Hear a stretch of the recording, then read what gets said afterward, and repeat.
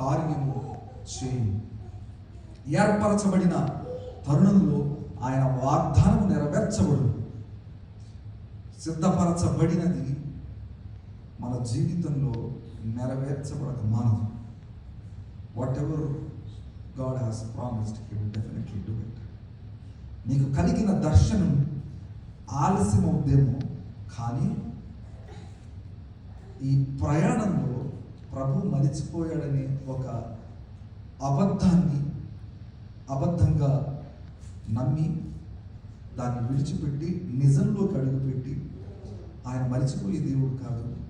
ఇంకా కొంత సమయం ఉందేమో, నా జీవితంలో ఫలానా కార్యం జరగడానికి ఇంకా కొంత తరుణం ఉందేమో, దేవుడు మరిచిపోయేవాడు కాదు కదా, ఆయన నిన్ను చేర్చుకునేవాడు కదా, ఆయన విడిచిపెట్టేవాడు కాదు కదా.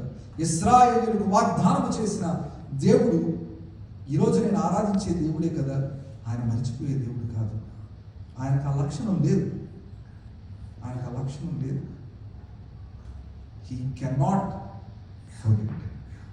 He cannot forget.